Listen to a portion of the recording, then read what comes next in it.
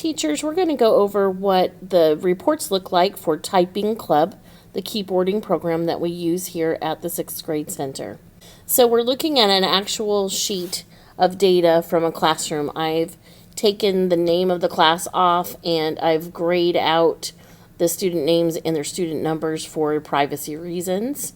And there are some columns that were kind of repetitive that I have also hidden because they're not really relevant to what you would be interested in. They're just like extra ID numbers for the program and things. So anyway, we're going to start here.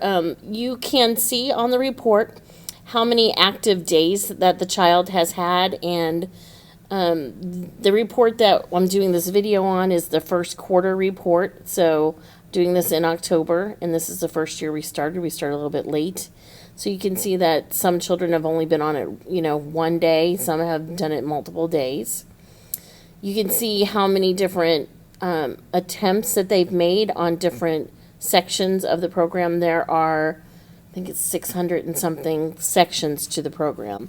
Some are things that are done in 20 seconds. So shows you how many different sections that they've attempted. Total time. Now this time includes time that they might have clicked on it and then they walked away to go get a hot dog and come back. It can be time that they're actually on it. So this right here does not necessarily mean that the person with the most time here showing necessarily has actually been doing it the longest. They might have just left it open and walked away. But later on the report, I'll show you where you can actually see. Their speed, WPM, stands for words per minute. That's how many words per minute they're typing on average.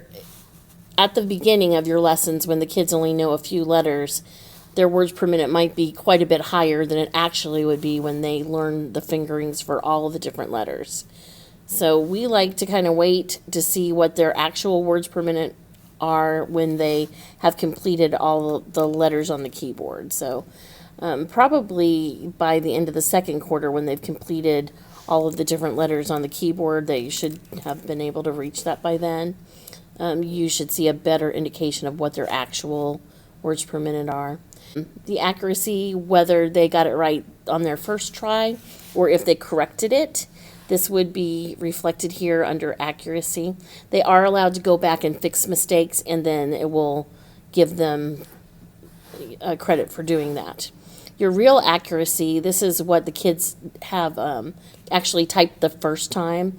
So if they made a mistake the first time and they went back and fixed it, it would still show that they made that mistake the first time here. So you can see what their real accuracy was typing it, a passage.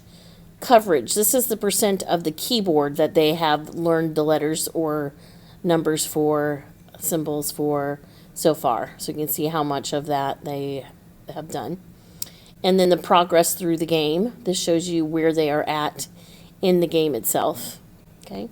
Their initial speed, again here, when they first started the program, where they were at, and their final speed.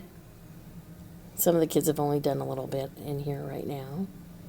And then again with initial accuracy and final accuracy. I'm going to scroll over a little bit so you can see.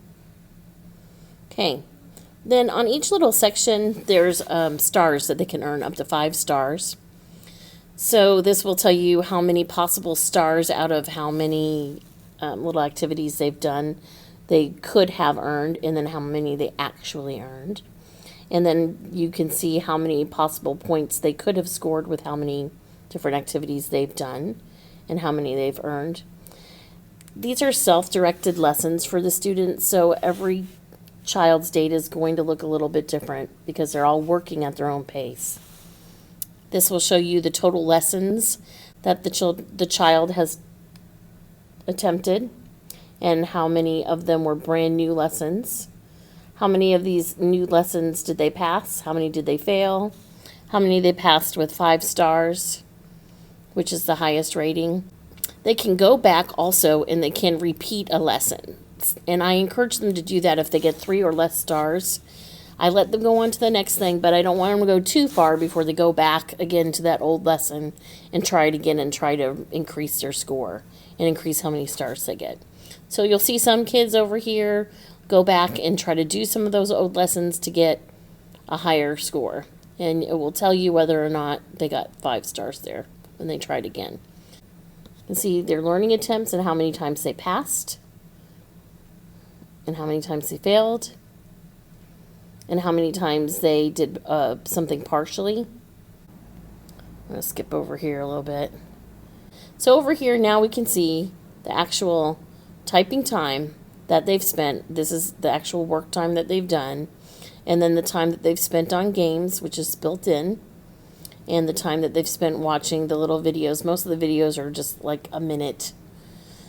And it clarifies a different point that's important. So I tell them it's important for them to watch the videos too.